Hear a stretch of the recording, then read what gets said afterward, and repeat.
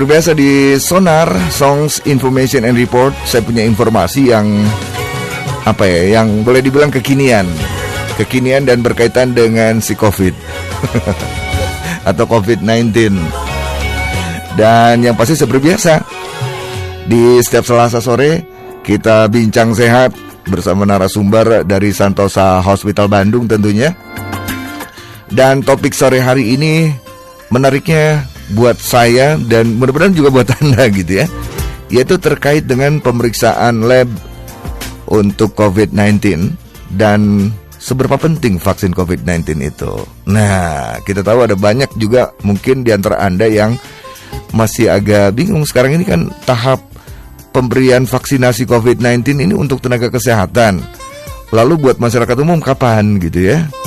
Nah, tapi yang jelas sih untuk layanan pemeriksaan laboratorium terkait dengan pemeriksaan COVID-19, di line telepon saya sudah tersambung dengan narasumber. Yang pasti sebentar saya coba langsung sambung beliau, mudah-mudahan sudah tersambung ya. Baik, yang pasti di line telepon sudah ada Dr. Sunaryati Sudigdo Adi, atau lebih akrab dipanggil Dr. Titi nih. Selamat sore, Dok.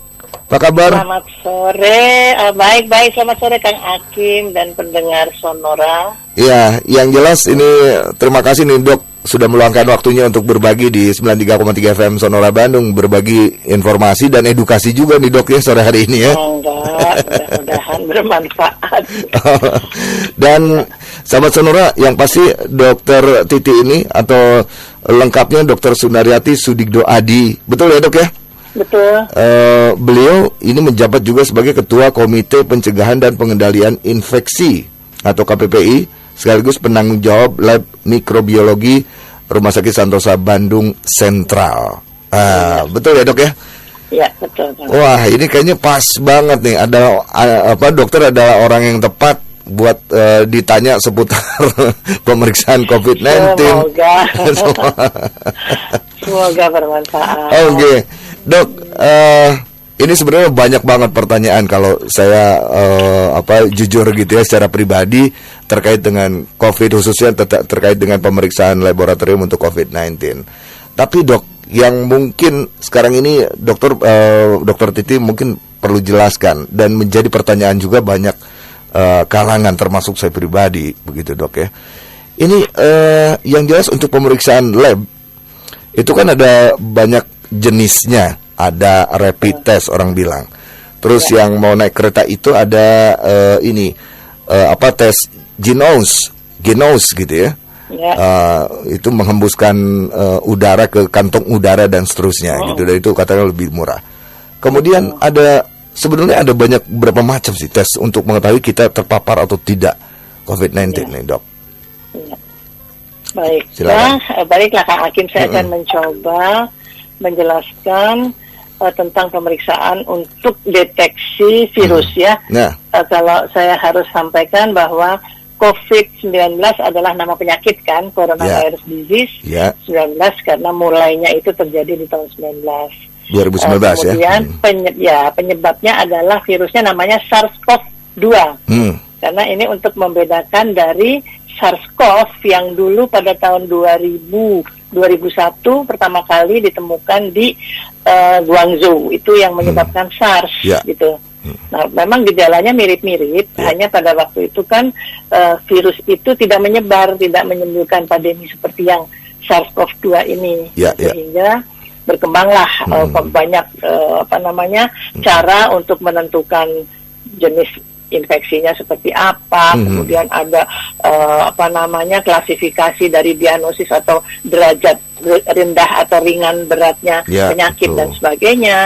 Yang kemudian kalau di dalam buku pedoman Kemenkes itu ada kriteria orang-orang yang terinfeksi itu dari mulai suspek, probable, konfirmasi dan sebagainya, itu secara klinisnya seperti itu. Nah, untuk sampai ke konfirmasi kan kita harus menetapkan keberadaan si SARS-CoV virusnya ini, gitu ya.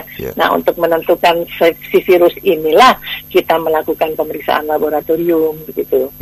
Permasalahannya kalau kita bicara virus, virus ini kan suatu makhluk yang sulit untuk dikembangbiakkan di laboratorium biasa, karena dia membutuhkan suatu sarana laboratorium yang lengkap, harus ada fasilitas yang sarana prasarana itu tidak mungkin bisa semua lab bisa menyediakan. Makanya untuk membiarkan virus itu tidak mungkin, begitu. Nah, akhirnya banyak cara yang memang harus kita lakukan untuk mendeteksi keberadaan virusnya, begitu. Nah, ada beberapa sebetulnya kalau kita mau mencari si virus adanya di mana, kan kita tahu bahwa virus ini menginfeksinya itu di saluran napas. Jadi si virus itu berada mulai dari jalan masuknya ya, di hidung, tenggorokan, sampai kalau kemudian terjadi suatu penyakit yang berat masuk sampai ke paru-paru kan, makanya orang sampai sesak napas terus jadi pneumonia itu karena perjalanannya. Tapi si virus ini bisa selama dia ada dan berkembang biak selain di paru-parunya, kalau misalnya badan kita atau seseorang itu punya sistem imun yang bagus, dia tidak akan sampai menyebabkan kerusakan di paru. Dia hanya ada di bagian saluran napas atas, terutama di daerah hidung ya, nasofaring yang kita sebut, dan juga di tenggorokan.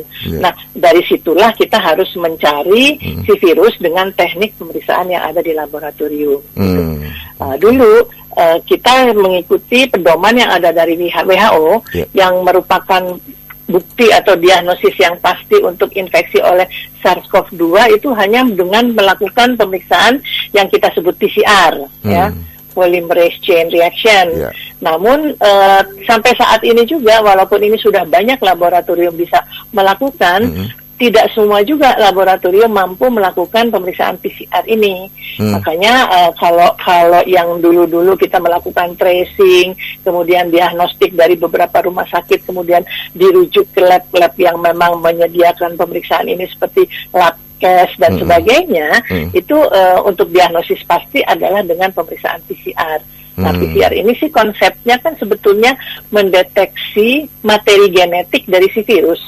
Jadi virus SARS-CoV ini sebetulnya merupakan virus RNA yang kemudian di laboratorium ini si RNA ini kita gandakan dengan suatu proses yang cukup panjang sih ya sebetulnya di laboratorium, sehingga kita dapatlah hasil apakah memang sampel yang kita ambil dengan usapan yang kita sebut swab dari nasofaring dan orofaring itu mengandung virus atau tidak. Itu yang kalau kita harus gandakan. Dulu itu dipakai sebagai diagnosis yang kita sebut sebagai gold standard ya biasanya, baku emas katanya pemeriksaan lab untuk mendeteksi si virus dengan PCR.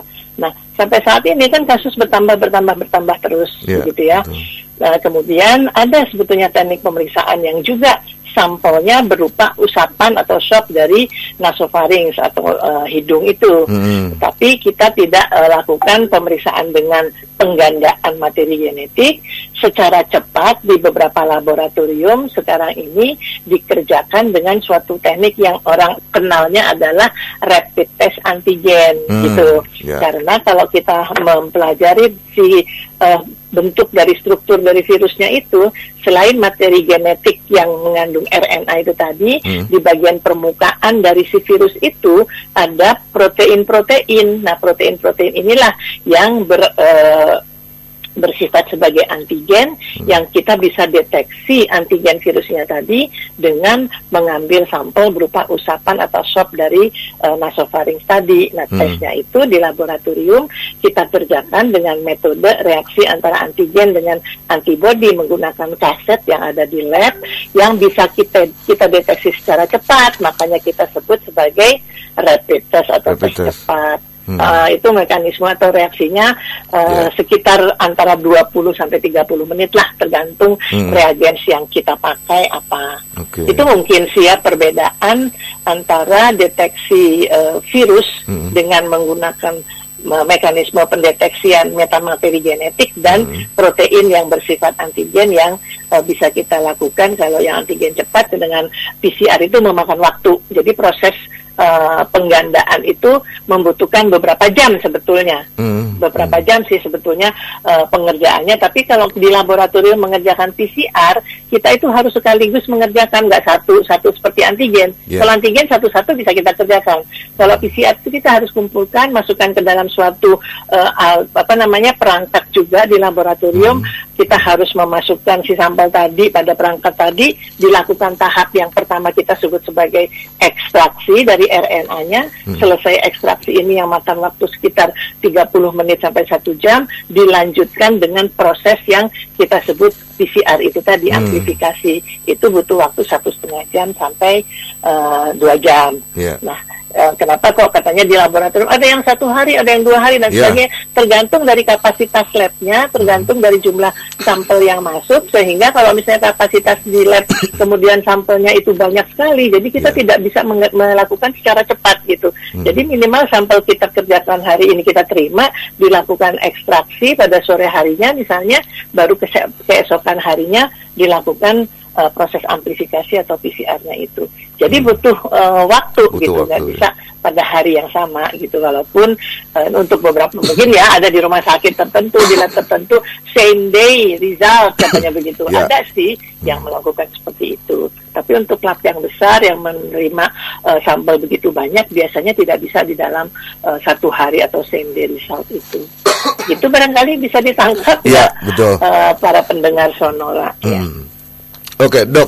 Tapi dari sisi akurasi, Dok, itu seluruh cara tadi itu sama akuratnya hasilnya gitu, Dok? Atau lebih akurat mana dibanding? Jadi begini, kalau dulu sebagai gold standard memang kita pakai yang PCR. PCR ini kemudian juga banyak sekali reagens yang dipakai. Macam-macam sekali reagens yang masuk ke Indonesia ya. Beberapa lab itu memakai ada reagens bikinan Korea, ada yang bikinan Cina, ada yang macam-macam. Lalu deteksi antigennya juga, deteksi gen. Kalau dengan PCR itu kita mendeteksi gen yang ada di RNA itu ya.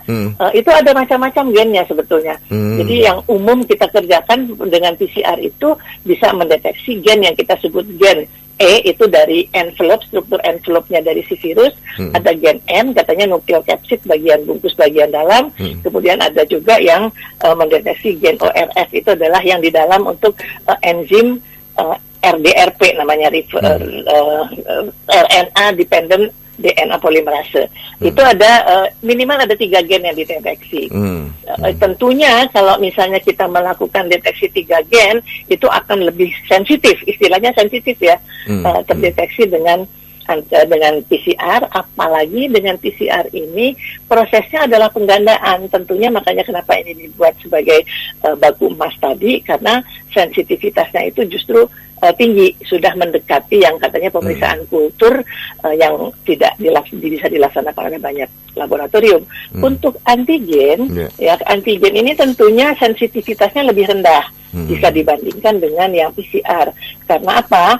Antigen ini tidak menggandakan, jadi hanya mendeteksi virus yang ada di sampel itu ya, kita deteksi antigen ada atau tidak gitu ya, sehingga tidak sampai digandakan seperti PCR, sehingga sensitivitas kita, istilahnya sensitivitas itu tentunya lebih rendah dari yang PCR. Ada beberapa reagens bermacam-macam ya, tapi rata-rata antara 85 sampai 89%. Artinya kalau misalnya kita melakukan pemeriksaan antigen dari 100 sampel, masih ada miss yang 11 itu tidak terdeteksi dengan antigen, gitu. Itu mungkin kalau kita bicara tentang perbandingan tes laboratorium, kita katakan sensitivitas yang dibandingkan dengan yang tes yang baku tadi PCR itu, gitu. Oke. Baik, sebetulnya ini tergantung juga ini ya, Dok ya, ada sejumlah faktor juga lah gitu. Tapi kalau untuk masyarakat nih, Dokter Titi, kalau masyarakat kan sekarang disyaratkan juga nih oleh pemerintah, kalau misalnya bepergian jarak jauh nih, kan harus ada surat yang membuktikan bahwa sudah ada hasil tes antigen gitu ya, bahwa dia negatif, baru untuk melanjutkan perjalanan, termasuk yang melakukan perjalanan menggunakan kereta api atau juga menggunakan bis, menggunakan pesawat juga, itu harus termasuk juga di checkpoint di beberapa titik Kabupaten Bandung yang saya tahu itu ada checkpoint untuk pemeriksaan pendatang berkendara. Kalau tidak bawa surat itu suruh kembali putar balik gitu. Ya. Nah, itu kalau saya lihat di TV ya. Iya betul. Untuk masuk ke Bogor, betul, Bogor gitu kan, kota-kota mensyaratkan itu. Nah dok, kalau untuk yang seperti itu tes, artinya masyarakat, apa rekomendasi dokter Titi untuk masyarakat yang mobile seperti itu dan harus punya surat seperti itu, pemeriksaan yang mana yang sebaiknya begitu ya ditempuh begitu? Ya, memang sih yang mudah sebetulnya adalah antigen karena ya cepat, mudah melakukannya, hasilnya cepat. Namun juga harus tadi diperhitungkan bahwa hasil antigen yang negatif tidak selalu memang negatif tidak terpapar karena itu tadi ada 10-11% yang miss, yang kita sebut sebagai false negatif. Harusnya kalau misalnya ada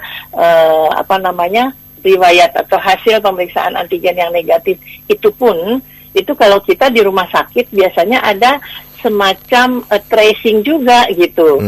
Screening pada orang-orang yang kemudian ternyata dia punya riwayat kontak erat dengan orang yang memang positif SARS-CoV-2-nya gitu. Itu walaupun hasil antigennya negatif, kita harus berpikir untuk selanjutnya karena dia adalah kemungkinan OTG kan tuh ya, negatif walaupun tidak terdeteksi pada pemeriksaan antigen saat itu, mungkin pada masa inkubasi yang virusnya belum cukup banyak untuk terdeteksi dengan antigen, sehingga ada kemungkinan itu tadi dia masih dalam masa inkubasi, saat itu sih aman ya antigennya negatif. Walaupun demikian, jangan merasa bahwa antigen negatif dia memang tidak terinfeksi begitu. Karena tidak terinfeksi itu mesti kemungkinan ada miss yang 11%, sekitar 10-11%, sehingga tetap saja kalau orang sudah dilakukan tes dalam perjalanan itu tetap harus melaksanakan protokol, gitu loh. Itulah makanya untuk menjaga supaya tidak terjadi penyebaran, kalaupun pada saat itu dinyatakan hasilnya negatif gitu.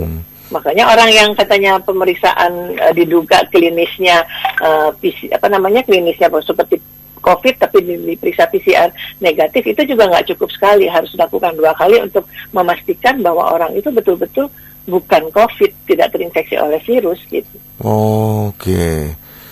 Baik, berarti jadi tetap harus berhati-hati juga, harus waspada. Iya harus betul. Waspada, ya. Karena kan ketika tes itu lalu dia tidak menerapkan protokol kesehatan ya sama aja bohong kan, sama mungkin juga bohong, berkerumun juga gitu ya, misalnya nggak pakai masker, ada potensi karena virus corona ini kan nggak kelihatan juga gitu ya dok ya. Iya. Apalagi orang nggak bergejala kan. Nah orang itu. Pikir gue nggak apa-apa nih gitu. Oke, dok. Untuk menjalani pemeriksaan laboratorium COVID-19 ini dok, kita terpapar atau tidak dok, itu ada syarat usia misalnya dok atau apa dok?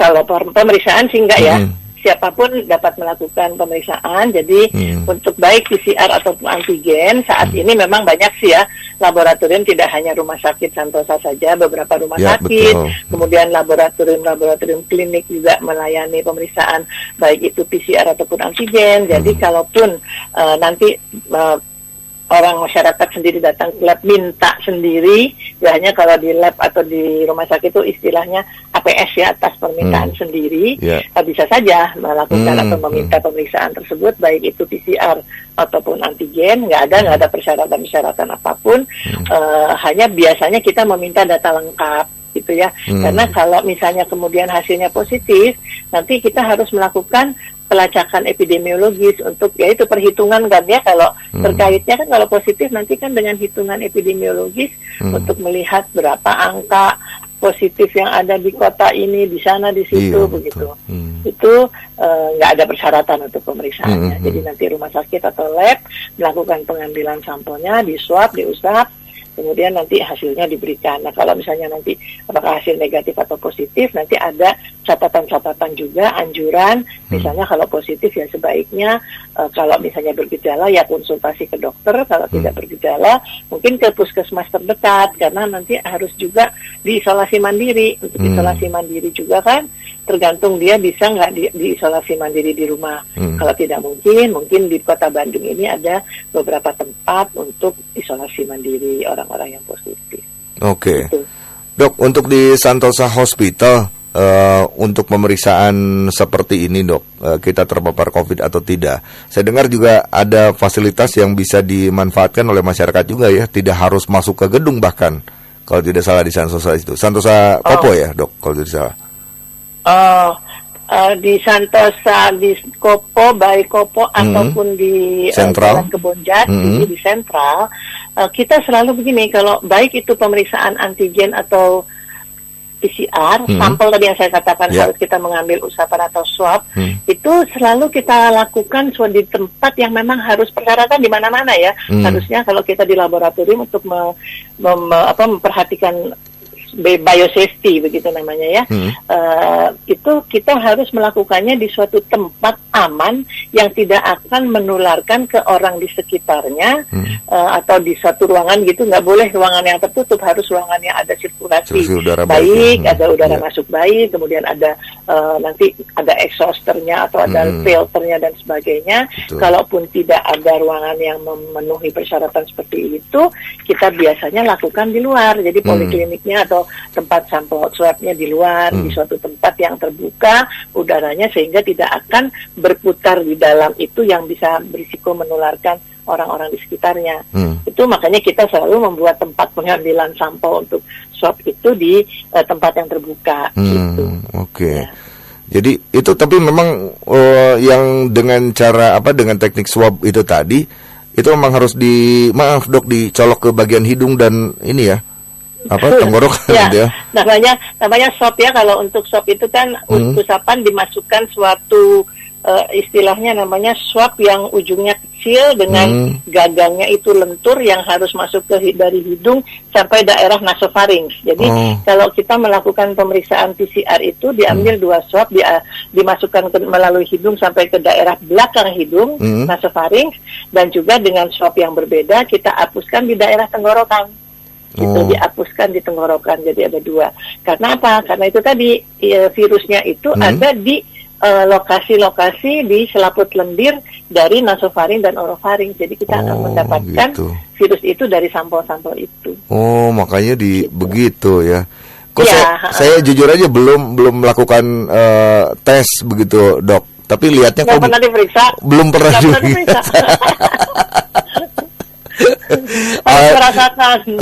Doain dong dok, biar sehat dong. Aduh. Saya juga alhamdulillah ya. Alhamdulillah sehat karena saya kan masuk di tim uji klinis. Sebelum uji saya diperiksa, terus rutin karena saya berkecimpung juga saya diperiksa. Sampai saat ini saya udah 7 kali. 7 kali? Iya. Waduh, semoga tetap gitu, sehat lah, negatif terus ya. Iya, jadi gitu. Jadi mau nggak mau kita harus merasakan lah. Kalau saya nge-swab orang lain juga gitu, ya sedep-sedep enak. Lihatnya ngilu dok. Oke, sahabat Sonora, ini baru seputar pemeriksaan atau tes COVID ya dok ya. Kita belum bicara tentang vaksin, pentingnya vaksin COVID-19 gitu ya dok ya. 93,3 FM Sonora Bandung, kita lanjut lagi dan bincang chat sore hari ini bersama Dr. Titi, yang pasti beliau dari Santosa Hospital Bandung Sentral, dan yang pasti beliau juga selaku Ketua Komite Pencegahan dan Pengendalian Infeksi atau KPPI dan penanggung jawab Lab Mikrobiologi Rumah Sakit Santosa Hospital Bandung Sentral. Baik, mudah-mudahan sudah tersambung lagi nih dengan Dr. Titi. Oke, halo dok, kita lanjut lagi dok. Ya, selamat sore lagi, ketemu lagi. Baik, oke dok, ini ada beberapa pertanyaan yang sudah masuk juga dari sahabat Sonora nih, yang bertanya seputar pemeriksaan atau tes COVID-19 terutama. Dok, untuk ini dari, saya langsung bacakan ya barangkali dokter itu ya. Ya, silakan. Supaya bisa langsung terkupas juga, karena masih terkait dengan pemeriksaan lab. Untuk pemeriksaan lab ini harganya berapa dari Kang Arwin ini? Kemudian mana yang saya termasuk orang yang mobile atau kerja sering keluar kota, dan itu tadi surat yang membuktikan bahwa dirinya negatif COVID itu harus saya bawa begitu. Apakah setiap saya nanti bolak-balik kan Bandung Jakarta nih katanya, atau mungkin kadang ke Bogor juga, apakah setiap pulang balik begitu harus tes lagi katanya dok? Itu kan lumayan kalau biayanya ini katanya, biayanya berapa, kalau biaya mahal ya lumayan koceknya harus keluar banyak katanya. Apa saran dokter? Langsung aja nih dok kayaknya. Dijawab langsung aja. Langsung aja silakan dok. Baik, Kang Arwan ya. Arwin. Kang ya. Arwin. Harga sebetulnya ya, kalau kita bicara harga berdasarkan peraturan pemerintah, ketentuannya adalah kalau antigen itu tarifnya 250.000. Ya. Untuk PCR tarifnya 900.000, gitu. Ya, tapi kemudian ada beberapa laboratorium yang mempromosikan, kemudian kalau memeriksakan jumlah sampel lebih, nanti akan harganya dapat diskon dan sebagainya. Tapi ketentuan ini sebetulnya di beberapa rumah sakit dan laboratorium rata-rata mengikuti apa yang sudah ditetapkan oleh pemerintah. Gitu. Apalagi kan sebetulnya sekarang seperti pemeriksaan antigen, antigen ini sekarang banyak sekali mereknya. Ya, jadi saat ini tuh dari mulai yang buatan Cina aja ada beberapa, ada yang bikinan Amerika dan sebagainya. Ini juga ada regulasi gitu. Bahkan sekarang ini Kementerian Kesehatan malah justru akan membuat suatu validasi dari reagen-reagen untuk pemeriksaan antigen ini agar laboratorium ataupun klinik-klinik yang memeriksakan ini harus juga menggunakan reagen yang standar juga gitu. Jadi intinya adalah kita mengikuti ketentuan pemerintah berdasarkan harga yang dihitung ya, dari pengambilan swabnya, APD yang dipakai dan sebagainya. Itu makanya ditetapkan kalau untuk antigen 250, untuk yang PCR 900.000 begitu. Nah, itu ketentuannya rata-rata seperti itu ya. Kalau ada variasi dari beberapa lab yang monggo lah, itu mah tergantung dari labnya ya, perhitungan bisnisnya seperti apa. Kemudian ketentuan dari kapan atau berapa kali kita harus di-swab kalau dalam perjalanan, itu kita mengikuti sebetulnya perjalanan dari suatu infeksi oleh virus ini, seperti juga virus-virus yang lain. Itu kalau ada virus masuk kan butuh katanya masa inkubasi gitu ya. Dari masa inkubasi itu belum ada gejala-gejala gitu. Sementara si virus memang sudah berkembang biak di situ dan baru bisa terdeteksi itu biasanya di hari ke-5 sampai hari ke-7. Dan virus akan menetap di saluran nafas itu sampai dia misalnya akan hilang, tergantung juga dari sistem imun kita, antara 14 sampai 21 hari gitu, sampai 28 hari bahkan. Sehingga kalau misalnya kalau ingin memeriksakan, perhitungannya itu begitu. Karena kalau hari ini ya kita periksa, oh hasilnya negatif gitu kan. Tadi saya katakan hasil negatif itu mungkin saja dia virusnya masih belum berkembang biak, walaupun sudah ada masuk nih di hari ini gitu. Kemudian kalau kita dalam perjalanan 5 hari berikutnya itu kita kemudian ada virusnya ya, 5 hari lagi ada virusnya loh, ada berkembang biak, dan kalau kita deteksi pada hari ke-5 itu harus sudah positif. Makanya kenapa kok perhitungannya biasanya ada yang mempersyaratkan itu 5 hari atau 7 hari gitu. Biasanya hari ke-5 atau hari ke-7 itu akan terdeteksi baru kalau misalnya dari yang negatif, kemudian dia pergi keluar kota 1 minggu, dia mau balik lagi, ya dia harus di-swab lagi. Gitu. Oh begitu ya, karena betul, betul. Harus diulang karena kita juga nggak tahu karakter si virusnya dan dia akan bertahan berapa lama di saluran napas itu gitu. Iya, termasuk kalau itu nempel di satu orang pun kan kondisi tiap orang kan berbeda-beda, bisa jadi tidak bergejala gitu dok ya. Cuman masalahnya kita nggak tahu nemploknya kapan misalnya kan si virusnya itu dia. Aduh. Kecuali kalau memang dia ada di lingkungan. Sekarang kan banyak juga yang dapat dari kantor. Iya, gitu ya. Itu betul. Dari pasar tuh juga yang banyak. Pasar dan saya sempat baca juga dari ini rumah makan. Betul. Jadi itu karena memang Nah itulah. Kenapa dok? Karena kan itu ketentuan yang 5M itu tidak diperhatikan oleh masyarakat kita. Saya tuh malah kalau misalnya saya seperti di rumah sakit supaya di antara tenaga kita itu tidak saling tertular, makan tuh nggak boleh bareng. Nah itu ya. Nah, karena kalau begitu makan bersama-sama, kita semua buka masker. Nah, siapa tahu di antara itu ada yang positif, makan bareng-bareng, ngobrol-ngobrol dalam waktu ya 10-15 menit kan kita makan. Karena yang disebut definisi kontak erat terjadi penularan itu, yang kita katakan kontak erat itu jika kita ada atau bisa bersama-sama orang yang bisa tertular, jika kita bersama-sama dalam waktu lebih dari 15 menit, tidak menggunakan masker, ya tanpa APD itu ya, tanpa jarak. Jaraknya kan harusnya lebih dari 1 meter gitu. Jadi kalau kita makan dengan jarak kurang dari 1 meter, kita ngobrol dalam waktu 15 menit lebih tanpa masker, itu pasti ada kemungkinan terjadi penularan, karena itu sudah merupakan suatu kontak erat. Itu yang kadang-kadang tidak diketahui masyarakat. Betul, ya. Orang nggak sadar ya, yang perlu diwaspadai itu tadi, orang tidak bergejala tapi dia pembawa virus gitu ya. Betul. Terus makan bareng, deketan, apalagi sambil foto-foto deketan lagi ya. Nah itu loh, saya heran ya, banyak loh masih yang selfie buka masker biar kelihatan wajahnya yang cantik dan ganteng gitu. Dan gitu loh hari gini gitu, udahlah selfie pakai masker tetap gitu. Iya ya. Karena ketika kita berfoto pun kita berkampanye juga, yuk ngajak orang lain pakai masker juga gitu ya Dok ya gitu. Oke. Aduh Dok, kita lari ke soal vaksinnya Dok ya sekarang.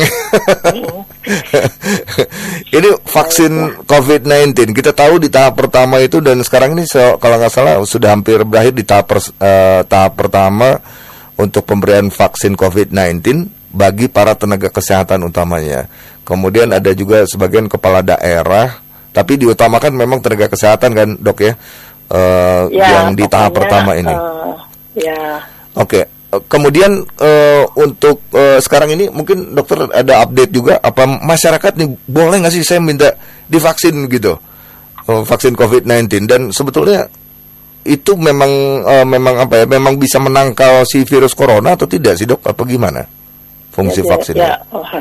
Baiklah. Jadi begini, karena kan kalau kita menonton di media ya, di TV atau di berita-berita yang lain, kan awalnya memang sebetulnya vaksin yang kita teliti, yang sedang kita lakukan penelitian uji klinis itu kan yang Sinovac dari Cina. Tapi kemudian perhitungannya pada saat itu bahwa masyarakat Indonesia itu kan sekian ratus juta, saya nggak hafal-hafal lah. Kalau angka-angka itu saya nggak pernah hafal angka tuh. Sekian ratus juta orang Indonesia, kemudian yang membutuhkan vaksin itu berapa ratus juta, karena vaksinasi itu harus diberikan 2 kali, jadi berapa ratus juta. Itu hanya menjelaskan begini tuh, hafal angka tuh Pak Menteri Kesehatan. Hafal banget. Nah, intinya bahwa pada awal juga sudah diperhitungkan bahwa dari vaksin yang akan masuk dari Sinovac itu tidak akan mencukupi untuk kebutuhan vaksin yang harus diberikan kepada masyarakat Indonesia. Nah, dari kekurangan jumlah untuk memenuhi kebutuhan itu, maka dicarilah vaksin-vaksin lain yang kemungkinan dapat kita masukkan atau dibeli oleh pemerintah Indonesia, yang kebetulan kan pemerintah dalam hal ini Bapak Presiden kita menyampaikan bahwa dari pemerintah digratiskan kan gitu.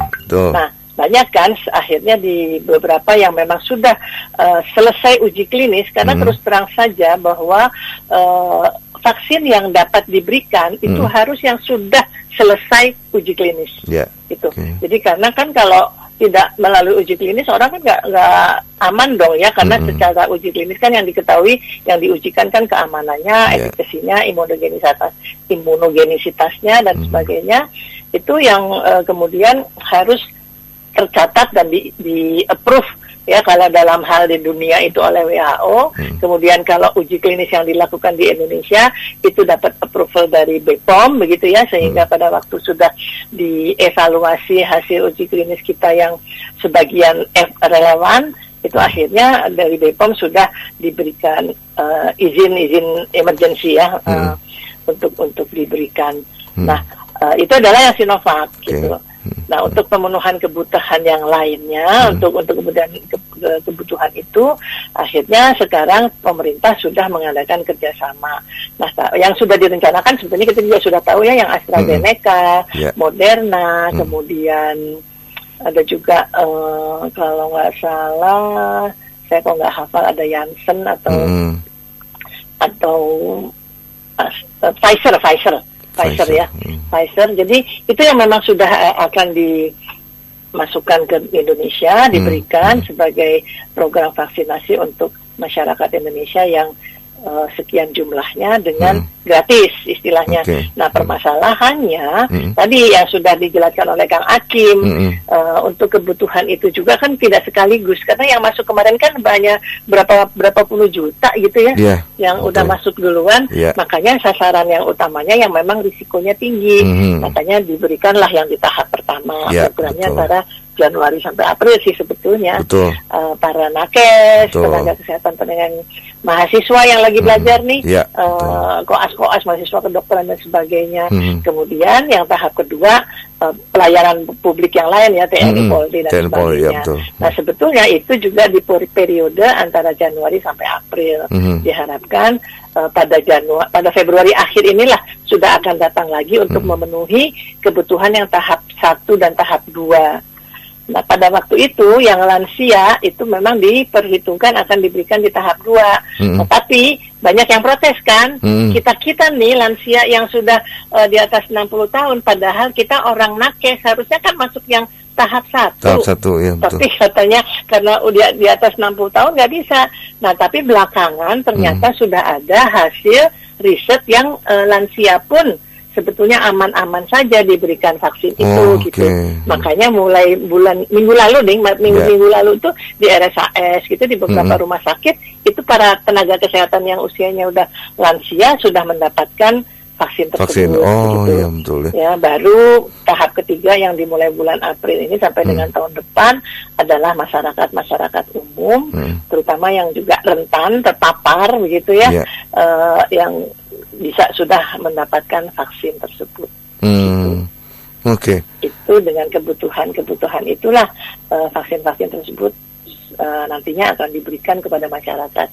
Mungkin banyak yang tanya deh ya, sekarang kan katanya udah banyak nih masyarakat yang menunggu, nggak apa-apa lah, bayar juga gitu ya. Nah, itu ada juga kan yang sempat heboh Dok, itu yang yang Crazy Rich katanya, yang yang perempuan itu loh, yang katanya konglomerat, dia kok bisa vaksin padahal kan nakes duluan tuh yang sekarang ini wajib katanya, tapi kok dia bisa dapat vaksin. Nah, itu gimana caranya?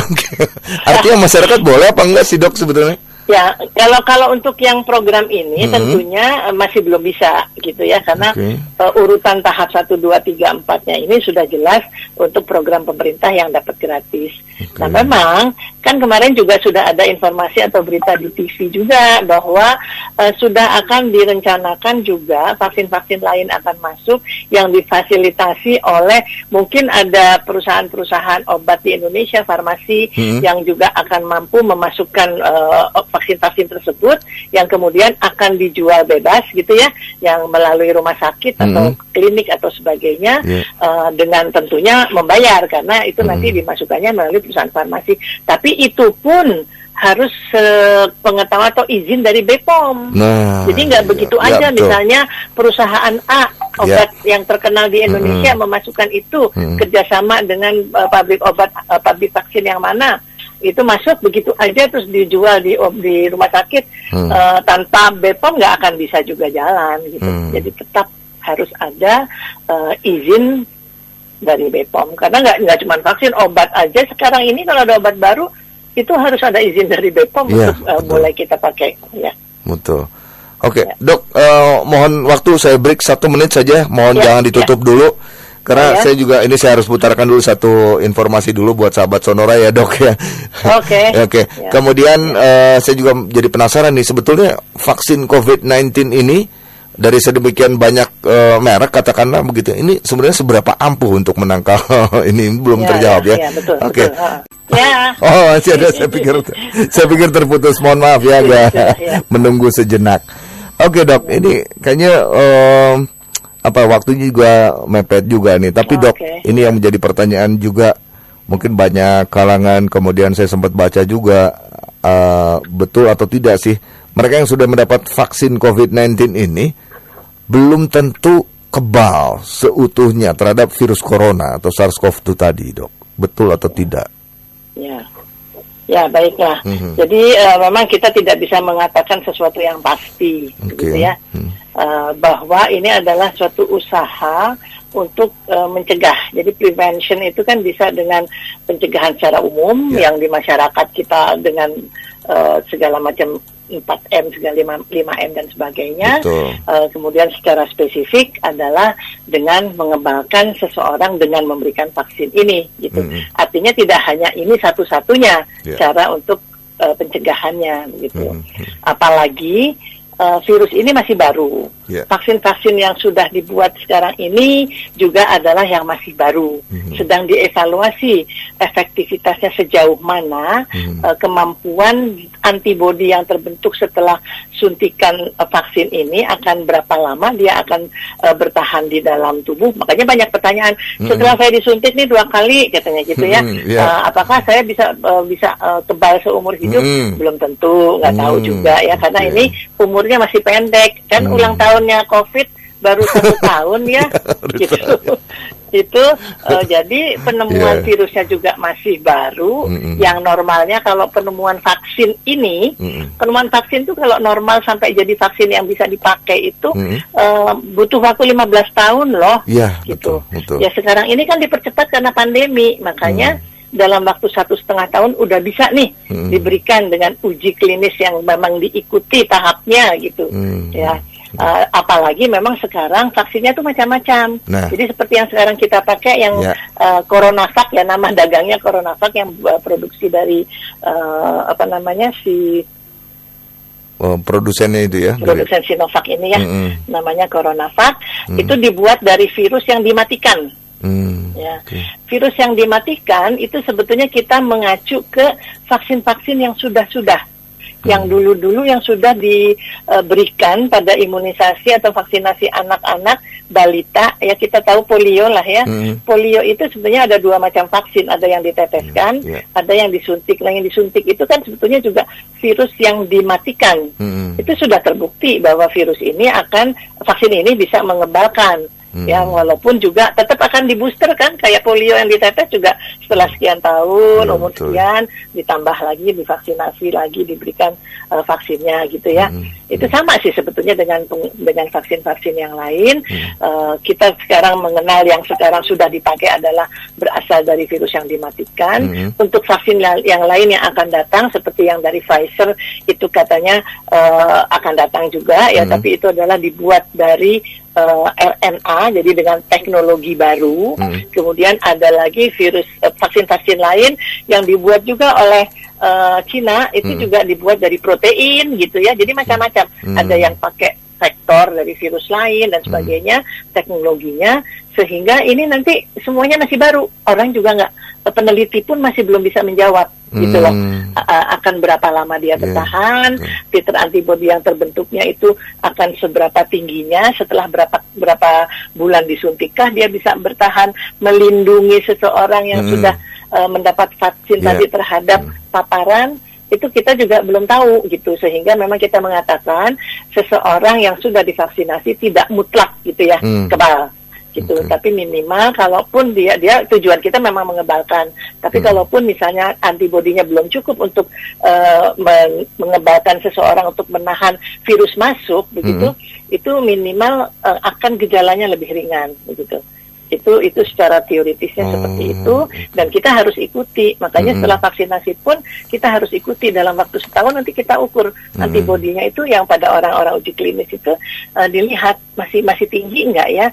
Kalau masih tinggi, mungkin kita akan melakukan booster setelah sekian tahun. Ini masih dalam penelitian. Jadi semua orang kalau ditanya belum bisa menjawab secara pasti. Gitu. Baik, lalu ini Dok, yang juga jadi pertanyaan adalah orang penyintas yang sebelumnya terkonfirmasi positif lalu bisa sembuh. Ada banyak contoh kan Dok ya, itu memang bisa begitu Dok? Ketika orang terkena positif COVID, tapi kemudian isolasi mandiri dan sembuh, bisa begitu Dok? Betul, karena intinya infeksi oleh virus pernafasan sama seperti virus influenza, ya, itu sebetulnya kalau orang sistem imunnya bagus, tanpa obat-obat antivirus pun, dia akan dibersihkan oleh sistem imun kita. Karena tentara di tubuh kita tuh banyak, tidak hanya antibodi, tapi ada sel-sel juga yang menjadi tentara kita untuk mematikan si virus, mengusir si virus. Jadi memang kita mengatakan ini adalah suatu penyakit yang self-limiting disease, sembuh sendiri gitu.